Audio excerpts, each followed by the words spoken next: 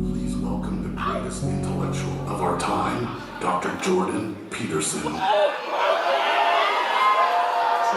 It's like we're all in a cult. Idiot, idiot, idiot, idiot. Hi, everybody. Trigger warning. In my 3 decades as a professor and clinical psychologist, I've learned nothing. Why? Because I'm Jordan Peterson. Let's say you have a non-standard gender identity. Hey, what the hell are other people supposed to do about that? Like, what are the rules here, right? Because if you're a woman, I kind of know how to treat you. But if I don't know whether you're male or female, what the hell should I do with you? You can ask me a question about anything you want. How does morality go from... That's a stupid question. You're stupid. Can I get you to stand up, turn around? Okay, okay. God is dead, and I'm gay. Believe it or not, that's not actually Jordan Peterson. That is the legendary Victoria drag king, Eddi Licious, who, if you watched episode 3, we've already met them once at the Victoria Event Centre with Jimbo. I'm very intrigued by drag kings and how one can play with masculine gender roles as well as feminine, and I really like what Eddi does. Now let's meet our guest properly. Hey, buddy. Well, hello there. Fancy meeting you here. I know, what a crazy coincidence. What a beautiful day to talk drag in Victoria, hey? What a beautiful Victoria to talk drag in today. So, this is a special place to you. It really is, yeah. And it seems kind of weird. The Inner Harbor, drag king. I can explain a little bit about that. Before I started drag in 2005, I was actually a belly dancer in my previous life. Yeah, so I grew up in Sydney in a really small town, and I was going through a really hard time, going down a pretty bad path. Don't need to give details, but like being a young queer in a tiny town, not, bad things were happening. So I found these belly dance classes and just found this community in these women, this mentorship that I had really been missing in my life. I was feeling really adrift. And aside from that, my dad also happened to be a pretty famous drummer in his younger years. Wayne Wilson, he was a member of Downchild Blues Band, who were pretty big in Toronto in the 70s. So he, in his older years, got into playing hand drums, bongos, doumbek, djembe, tabla, stuff like that. And he played for fun and entertainment, like pretty much up until the day he died. So it was a really cool thing. I was like learning this belly dance stuff. He was getting into hand drums, and we would come down here and busk together. Like every weekend in the summertime, sometimes during the week. So it was kind of my first summer job and my first experience performing for the public. It's a cool memory for me because just like before I, went the opposite way, I got the experience of performing, femininity to its extreme, which as a two-spirit person is kind of just like, I don't know, it feels meaningful for me that way. And we would perform right on the spot. Me in my belly dance costume. You can imagine I had the weirdest tan lines all summer. His partner played accordion. We had like a little group going. There was all kinds of performers and stuff back in the day. This was 2002, 2003.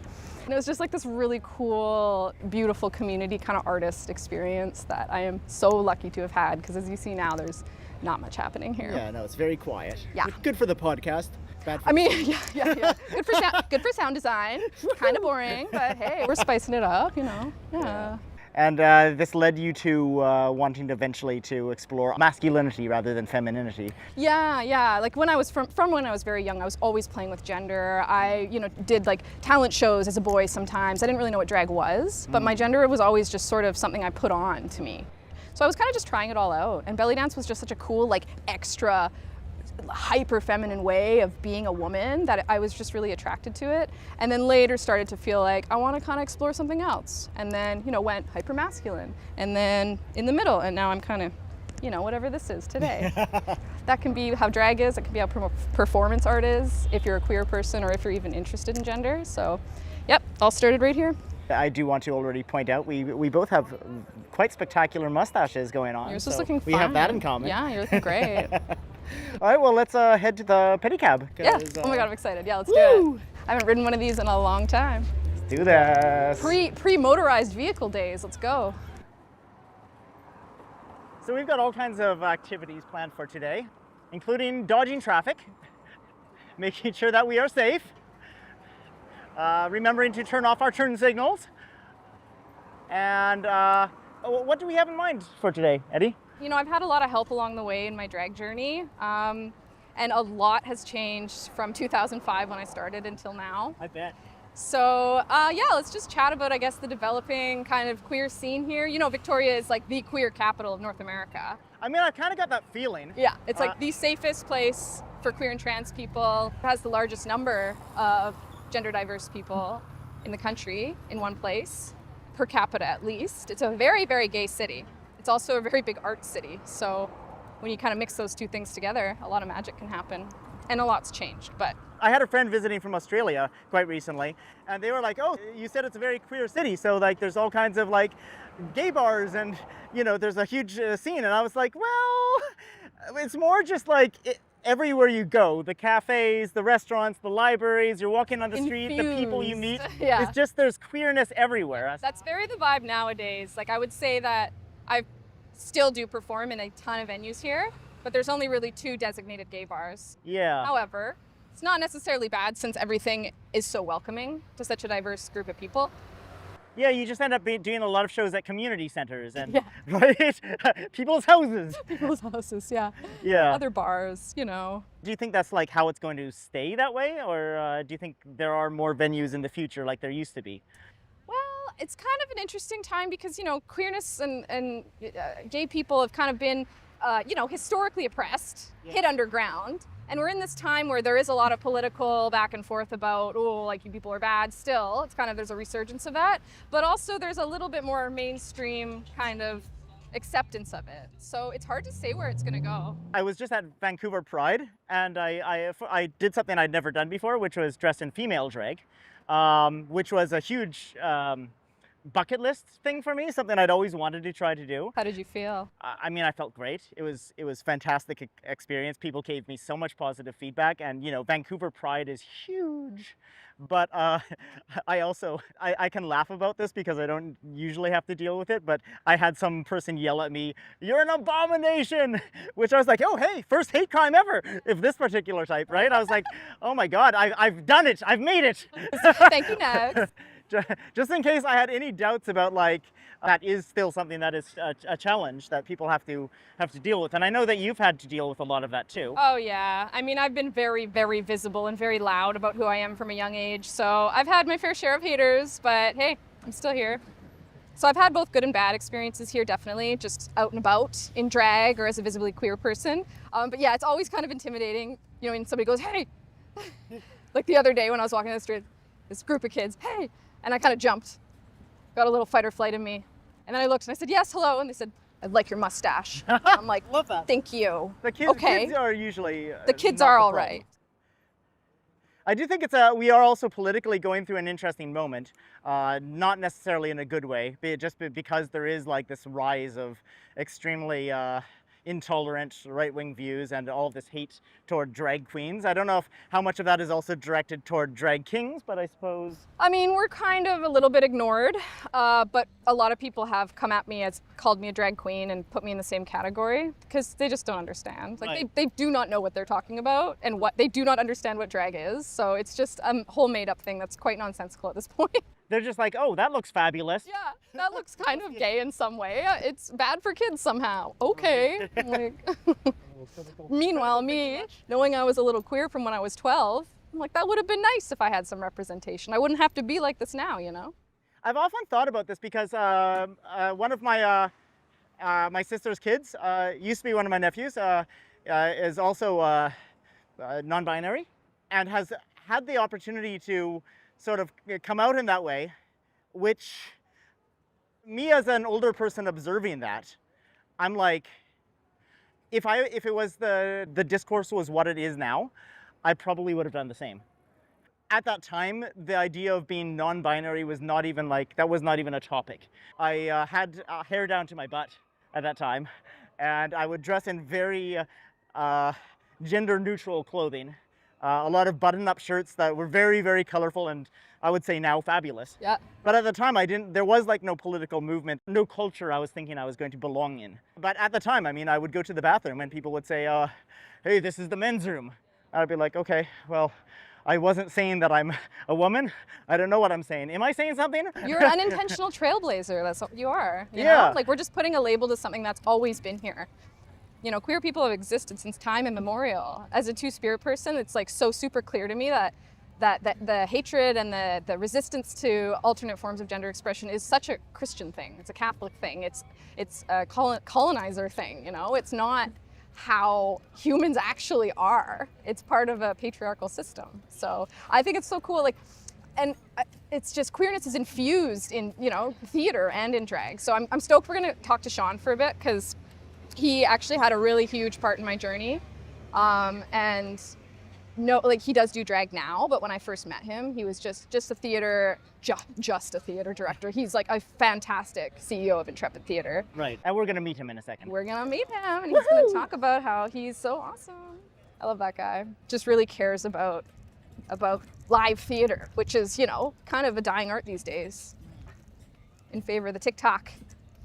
But we need that. We need to be present with each other in real time, in spaces. The hatred and the isolation and the individualistic mentality lately is so much to do with, A, what happened to us during COVID, but also like the technology. Like, all the hate is online. I mean, stuff happens in real life, obviously, but you know, you go out there, people are good. We need to like have these theater spaces to remember that we're good. Humans are good. We can, you know, we can do better. The algorithms actively make us more radical because they show us the things that are designed to make us angrier, and we make caricatures of each other in a way that just isn't going to happen if you're sitting across from each other at a table. Exactly. Like, let's have a conversation, you know, not throwing back and forth of insults behind a screen. Like, come on, grow up. When we were talking about doing this episode, one of the things that I was pleasantly surprised by at first, I'm not going to lie, when you talked about like what masculinity means to you, like that is so far removed from what one might think a drag king would think about masculinity. Like, I don't want to put words in your mouth, but you know what I mean? That like masculinity can be, it's not only this like very toxic thing that you hear about on the internet. It can be all kinds of different things. I know there are a lot of drag kings that kind of like clown about the toxic masculinity culture and really try to like personify that. And I think that's great. Like, I think drag can do a really good thing in like pointing out our kind of like, ew, like weird little things and sort of like laughing about it to heal a little bit, or to, you know, go, oh, maybe we should look at that. So I love kings that do that. I think it's really cool. Oh, yeah. And then there's those of us, yeah, that really take it and kind of internalize it and go like, God, what is being a man? Like, what is that? What is masculinity? Like, when I was, you know, I was raised by somebody who was so not stereotypically masculine, but he was all man, you know, he was a male person. Like, we out here. It's funny though, I have become a person with like this handlebar mustache and a mullet, and you know, I really play on masculinity right now. But for me, it was also not possible to do that until I was able to, through discourse of today, in a way sort of disown masculinity. And this is maybe something kind of insidious about the discourse. I always thought, well, as a bisexual, am I queer enough to have a place in queer discourse? And for a long time, I thought the answer to that question was no.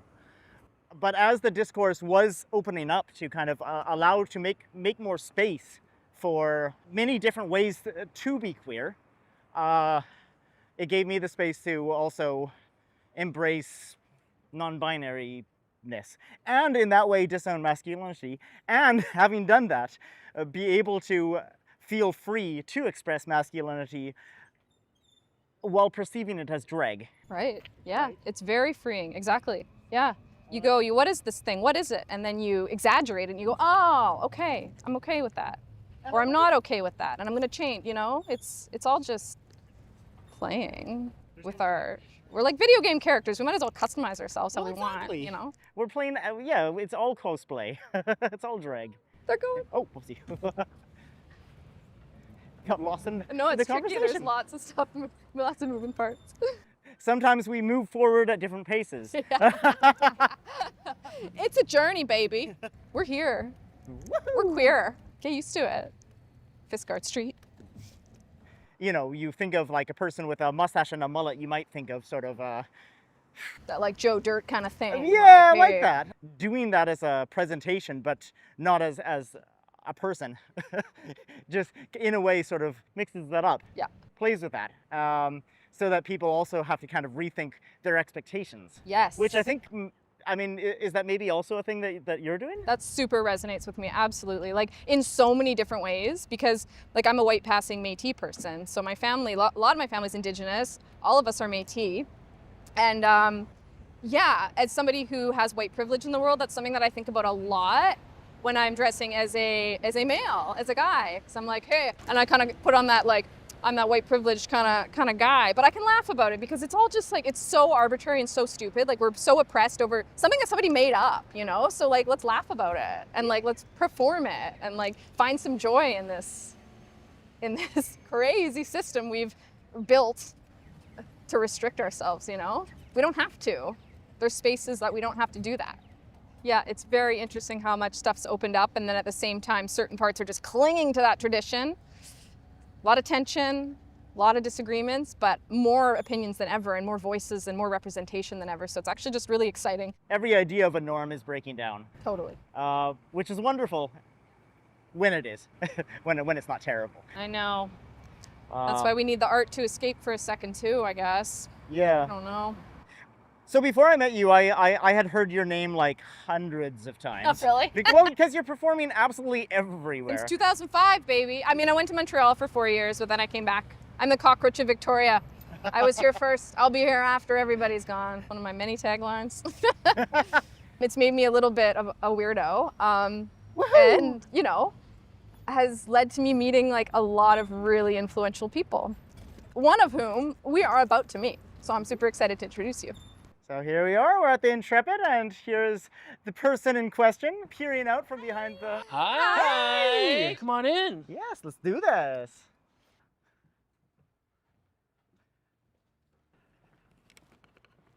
Actually, I'm pretty sure the first time I ever saw you was here in the space, Eddi. Can that be? Yeah. Oh, yeah. Sean actually really encouraged me to delve into kind of the more theatery side of things, although I was a drag king. You also do perform in drag. I do, yeah. I've seen you. Yes. It's the bearded Queen Wolfie is here. Would you say Eddi sort of inspired you to also pursue drag?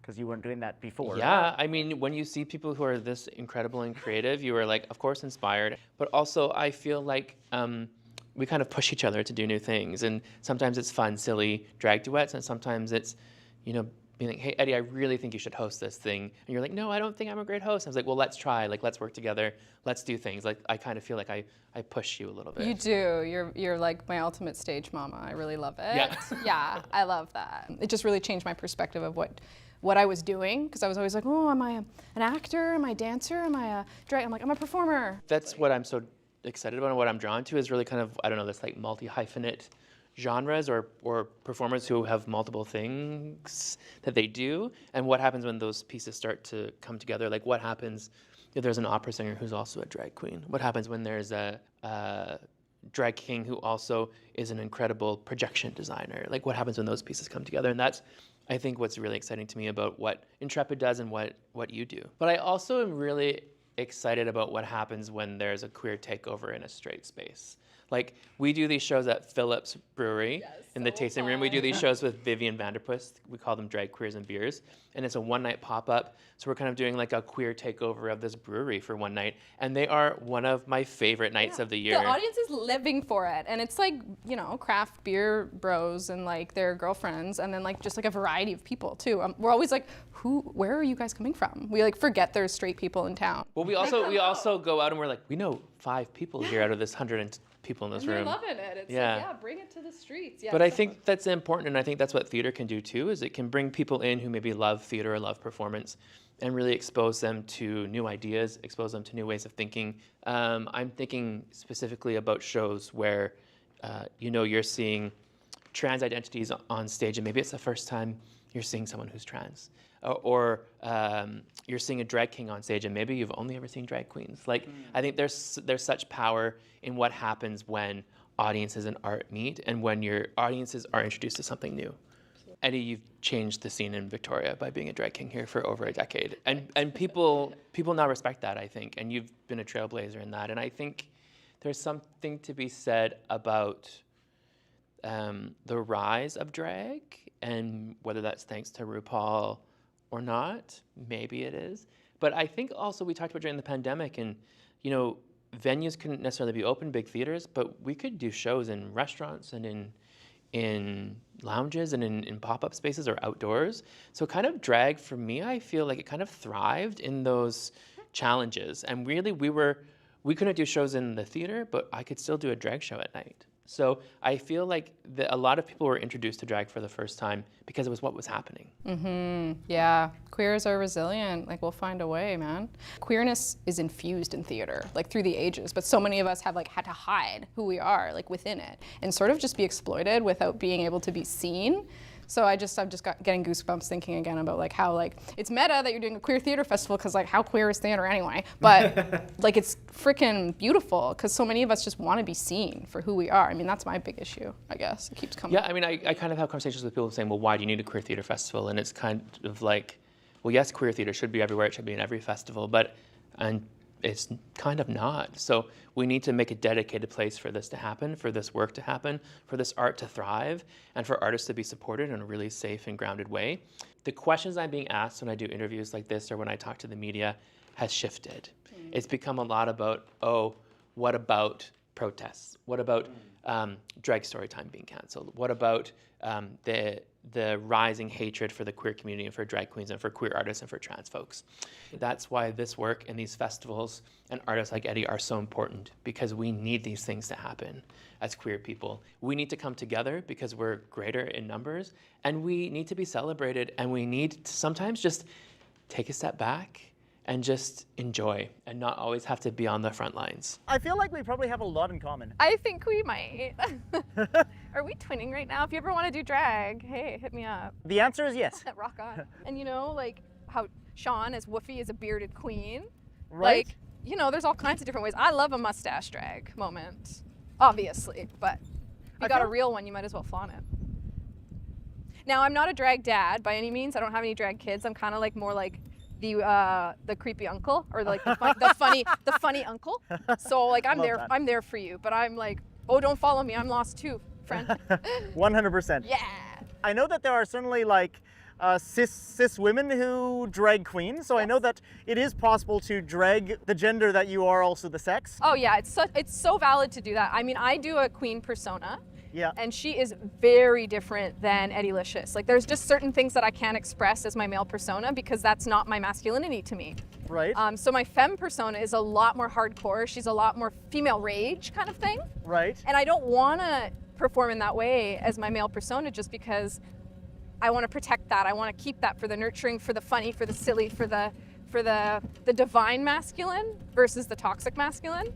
And with my female persona, I'm not being toxically feminine, but I am angry a lot of the time, about what being a woman in the world means, or, celebrating what being a woman in the world means, but in a sort of aggressive and empowering way, more so than the stereotypically like soft feminine. So there's ways to be masculine in a feminine way and feminine in a masculine way, and they're not the same, and I can't explain the difference, but when you know, you know.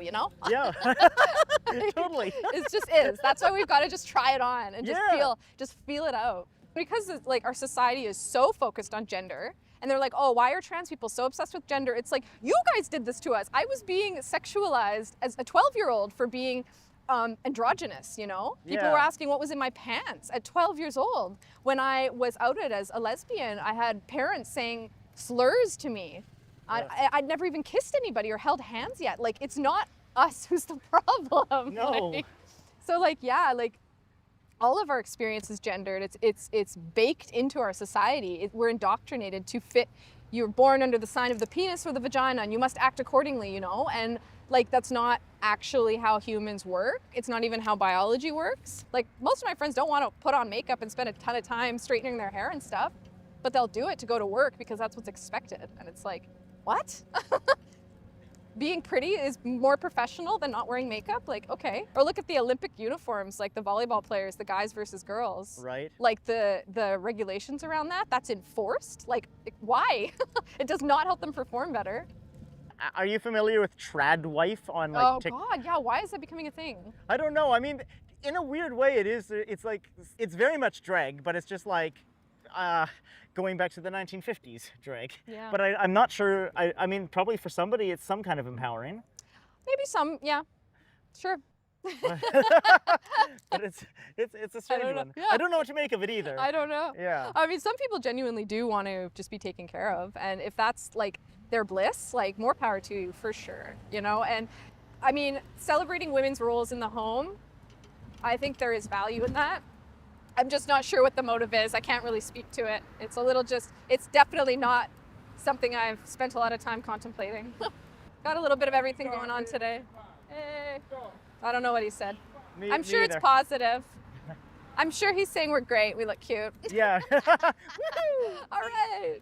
So where to next? Ooh, okay. Let's go to another weird spot. So it's a liquor store now, but once upon a time, pre-pandemic, it was Logan's Tavern. Logan's Tavern of the Damned. It was, okay, that place is really important to me for two reasons. One, they used to have this open mic night there every Sunday at 4:20. It was called the Hootenanny, run by Carolyn Mark, who's an incredible musician, the Queen of Vancouver Island, they call her. She's like a kind of dark folk country alt singer. So they would have this open mic night there, and I play ukulele because I like to do all of the things all of the time. Everything, good ADHD vibes. But yeah, so I got my start getting over my fear of speaking on a microphone at the Hootenanny. So you basically just sign up on a chalkboard. It's super casual. Nobody listens to you, so you can kind of just experiment and play. People are just sitting there partying, drinking. You're just like, okay, nobody's paying attention. And it's kind of great. Like, it was low pressure, low stress. The people there were so encouraging. And yeah, it was just such a cool community space. And sucks it shut down during the pandemic. Everybody was really devastated because it was like this hotbed of creativity. And it had two rooms. So like the front part was the Hootenanny room. And then in the back, they had this kind of more stagey with lights and fog machines and stuff where they do punk shows, bands and stuff. And also where we created something called the House of Occults. So that was sort of born, it wasn't necessarily born at Logan's, but it's where we really found like the vibe there. Okay, and here's the liquor store. Here's the liquor store that was once Logan's Tavern, and here's Henrietta Dubé. Oh my God. Hey, Hello. Fancy so want to talk about drag queens? Hi. Hi. Who's here? Yeah. Johnny. Nice to meet you. Nice to meet you. I'm Henrietta. Yeah, so Henny was one of the original members of House of Occult. We were the first drag residency in the city. It was the first time we had regular drag shows happening. It was every 2 weeks here at Logan's Pub. We had community shows, so it was the first spotlight that people could kind of start out drag, which was really nice. We called it Community Garden for growing the little seedlings. And so much experimental stuff. I feel like drag was in a really cool place around then. We were all kind of like monsters and like clowns and anything but what you see on TV these days. There was just... Yeah, we really fostered a space for people to experiment and get artsy with it. There was less about looking pretty and being all fabulous and more about getting weird and gross and nasty with it. Yeah, and it's such a good venue for it because this was historically very punk. A lot of punk and metal shows happening here as well. Yeah, oddly felt very safe being a queer person here. Oh yeah, we were very well looked after. Yeah, we really were. Yeah, I miss it so much. Stupid pandemic. I know. However, some good things came out of the panini. We did get the Vicious Poodle out of that. We did, yeah. The Vicious Poodle was slated to open early 2020, and then the pandemic kind of stopped it in its tracks. But then we ended up opening it up at June, mid-June 2020. We just did what we worked with what we could. Yeah, with the restrictions popping up, we had to alter the way shows looked each time, whether it was performing through masks or whether it was they put the plexiglass around the stage as well, which kind of felt like being in drag queen purgatory because you couldn't see the crowd. All you could see was, because the lights were on you, you could just see a reflection of yourself. We should think a drag queen would be really into that, but it actually ends up being Unsettling. I hated that. kind of eerie. But now you've got a gig there tonight, right? Absolutely, drag bingo every Wednesday at the Vicious Poodle. Well, good thing we can get you there in time. You said that House of Occult was like the birth of like this very genderqueer drag. That means before then it wasn't so Yeah, it much was like pretty. that. It was very much like classic. Everyone trying to be like a drag race queen at the time. We didn't see too many kings. In those days, drag shows only happened once every 6 to 8 weeks as well. It wasn't every 2 to 3 days like it is now. We're very blessed. You had a long time to prepare for everything, which was nice, but it was also a little bit of a scramble over other people and other bodies to get opportunities and spotlights. Now we're going to go by a random heavy metal show in Centennial Square. Whoa! The odds are alive. Woohoo! What is going on here? It's different genres of metal as well, I was told. Yep, that's Victoria. We'll just leave this here. Nobody will steal it. Victoria's safe. To the poodle. To the Vicious Poodle. Mommy's home. Here we are.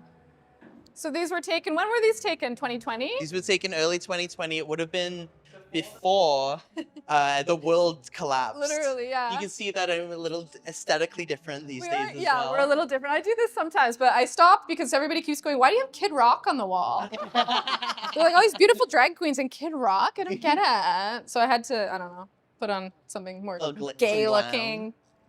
Slay. You've described this kind of as almost a home away from home sort of vibe, right? Yeah. Like a community center for... It really is, because Yeah. the owner, you know, we knew, both of us knew the owner before he'd opened it, and he'd run gay bars in New York, and was Oh, like, wow. I want to do this right. I want to do it like I want to see a bar that I would go to. Right. So we were like, hell yeah. And then he's like, will you guys be on the wall? And we're like, absolutely. Like, come on. Everybody's friends, and it feels like it's just, Family. again, chosen family. There's lots of trans folks in the kitchen as well.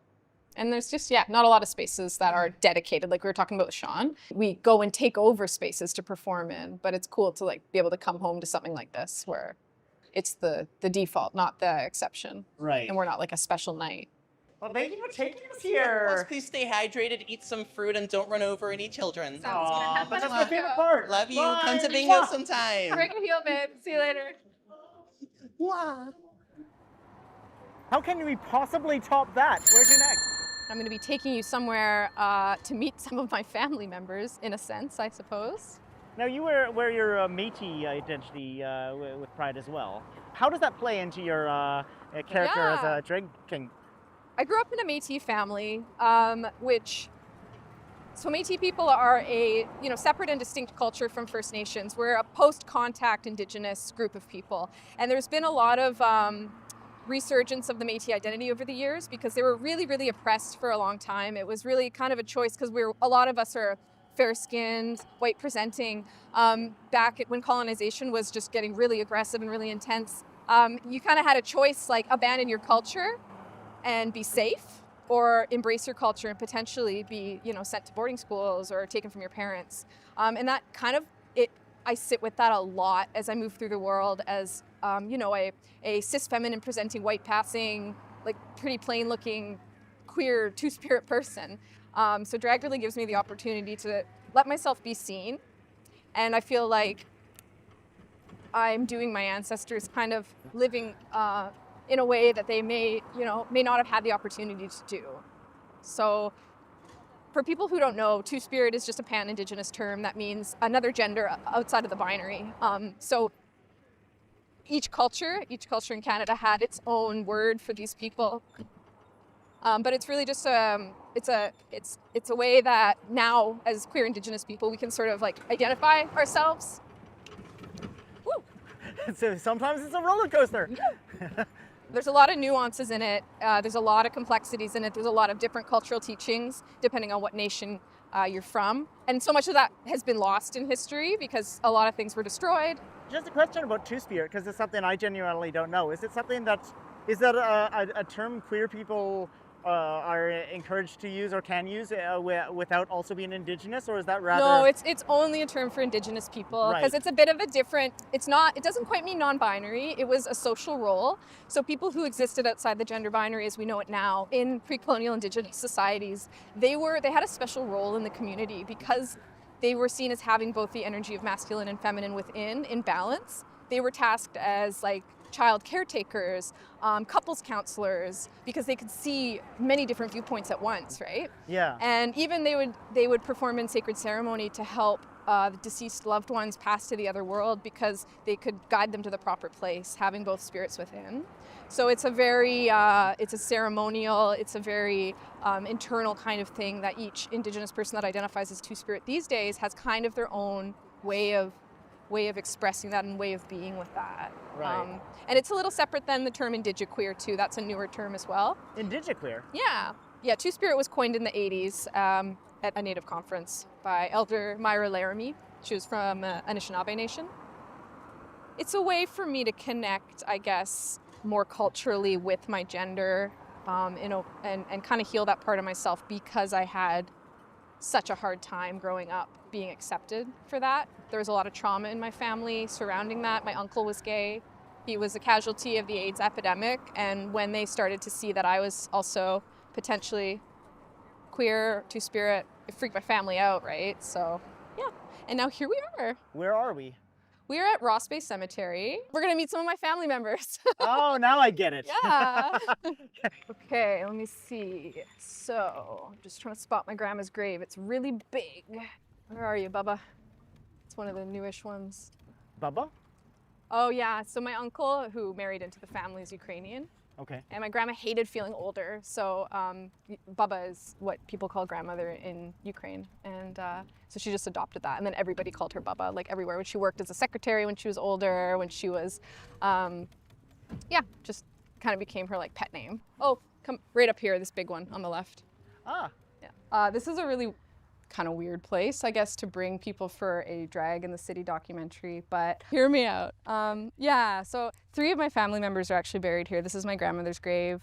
My aunt is buried here, as well as my uncle, and my dad's ashes are scattered in the water right over there. I firmly believe, and I know this to be true, that we're a combination of all the people that have impacted us in our lives, as well as our experiences. But I am a mix of all these people. These people are my caretakers, my mentors, my elders, my ancestors, and my family. And I feel like I've lost a little bit of a disproportionate amount of family members for being a younger person. So I really like to use drag to kind of keep their influences living and breathing in my day-to-day life. Like sometimes I'll look in the mirror and see my uncle when I draw my facial hair a certain way. Or I try to embody my dad's kind of like way of being like, masculine, but like fluid in that. Because he was so, like you said, he had the long hair, like you did when you were identifying as non-binary. But he identified as a cis male. Like he was a man, but he was, soft but strong. He was nurturing. It was a sort of leadership that isn't really celebrated in men. It's like, it was more of a gentle kind of like teaching kind of way versus a do this with force, like stereotypical masculinity, right? I do femme drag too, and sometimes I'll put a beauty mark where my grandmother's was and kind of like say, hey grandma, hey baba, or I'll put a certain shade of lipstick on and be reminded of my aunt. And I just think that, as well as being a silly entertaining performer, that part is infused in all of the performances I do, because I am all of these people, and I find it kind of really comforting that even though they're not breathing in this world today, like I still am.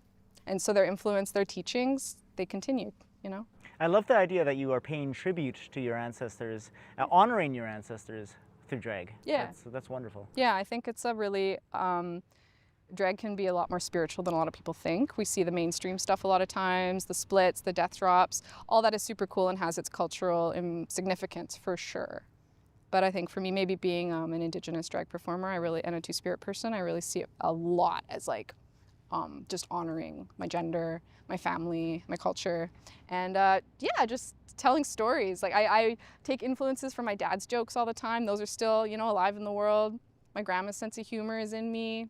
My aunt's kind of like this like silly but intense way of being. My uncle's really out there, theatrical, dress up kind of thing. He would have loved, to see me do drag. It's and I think in a way they kind of do, because they're in me, That sounds super woo-woo, but it's not, it is what it is.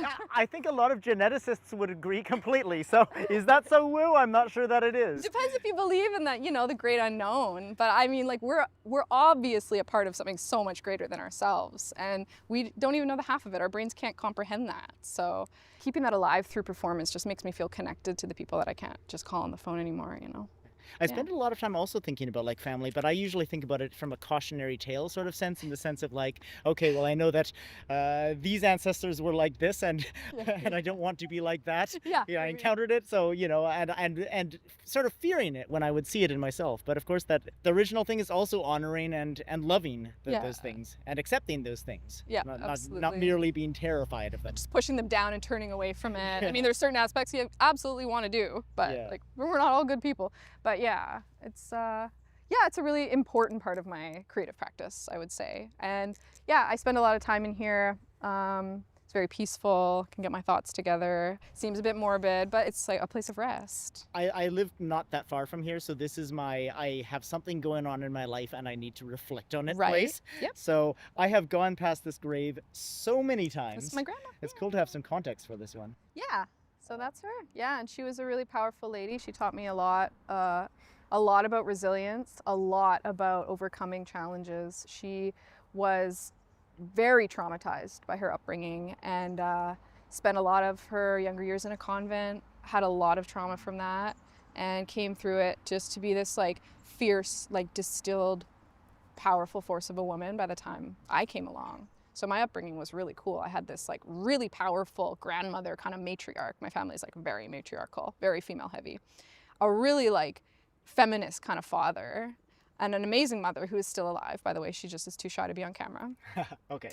But and her quiet leadership still, gives me a lot of strength to this day, And my dad didn't, he not only influenced my natural creativity and like did like the belly dance and the drum thing with me, but when I started doing drag, he was all for it. He was like, hey, yeah, brother. Like he just like was so open-minded to it. And I don't think everybody's that lucky. So I just really wanted to bring you here to show you like, it's a lifelong journey for me, for sure. There's a quote on the grave for Baba. I have known love in all its radiant splendor, as shown upon my pathway to the end. Yes. What's that about? By the time in her older years, she was just living for the party, like she got sober before I was born. She was an alcoholic when she was younger from all the trauma and stuff. But even after she came back from that, she was just the life of the party all the time, like dancing at the potlucks, like jigging with people, making dirty jokes, flirting with everybody. She traveled all over the world. She lived another life after quite a hard beginning. And it's true. She has known love in all its radiant splendor. 2016, not that long ago. Nope. Yeah, I miss her. But I am grateful that, I got to learn from her for the time I had her, and that she really got a kick out of me dancing and stuff. And I know she's, on some level with me still, whatever that means. We don't know, but maybe multiple levels. Hey. So we've got your grandma here. You said there were other family members? Yeah, my Uncle Tom is just behind there, and then my Aunt Kit is also buried in that same plot. Okay. Yeah. So 2-for-1 deal in that one. Yeah, my Uncle Tom passed away when I was just 2 years old, so I didn't get to know him. But he was the gay uncle, the secret gay uncle. And when I was first coming to discover that I wasn't, maybe heterosexual or binary or whatever any of that meant when I was very, very young, we'll say, oh God, it was probably 14 or 15, my family started being like, what's up with you? You're not really being traditional. What's happening here? And it scared the heck out of them. It really terrified them, and they ostracized me. My mom and dad were very protective, but there was talk of sending me, like to counseling to get that fixed, to fix it, And it was out of fear, and it took me a lot of years to discover that. I was told as a child that he passed away from cancer, just general cancer, as a young young adult. So I never questioned that. But it was, yeah, quite a number of years later when I was an adult that I learned that it was actually, he was a casualty of the AIDS epidemic. So me being so young and coming out with being like, this is who I am, and having my family, you know, go from having me be one of the pack to just this little freak in quarantine really did a lot of damage to me. It really put a rift between my mom and some of my other family members for a while. And over the years, that's healed because they, you know, I realized at a certain point that they were not mad at me. They didn't think I was evil. They were just really afraid for me because they thought the same thing would happen. It was just trauma. So yeah, me existing still and doing the work that I'm doing with educating and with performing and stuff, I think that's helped them heal a little bit from all that initial shock. Seeing my family come to terms with the fact that, oh, actually queer people aren't, you know, all doomed. Right. You know, it's not as dangerous as it once was. Yeah. And then, yeah, that's also brought me a lot of peace and a lot of reconciliation because, yeah, it was hard for a lot of years there to feel like I was the odd one out. Now you're the queer one out. No, I'm the queer one. And there's other they're coming out in the younger generation. No, I don't want to say that. I don't know. We're out here. Yeah. All right, well, thanks for taking me there. Yeah, thanks for coming here and being open-minded. I know it's like an interesting slant to this whole thing, but it's not all dive bars and drag race, you know? It's just not. Definitely not. That's the fact. Yeah. Okay? I'm almost 17 years in the game. It's ever evolving. Yeah. As we all are. I had a lot of ideas for the show, but I just want to say this is like so cool. Everything you're sharing, also about ancestors. I wish we could bring our ancestors into more topics. I wish we did. I feel like in these days we often just kind of forget the ancestors, but they're very important. Got to remember where you came from. It helps make a lot more sense out of your life now. Absolutely. Oh yeah. So I'm going to take you back to town. Where to next? Ooh, let's go for a drink somewhere. Ooh, the Poodle? Oh, mayhaps. My home bar. Yeah, why not? Let's do it.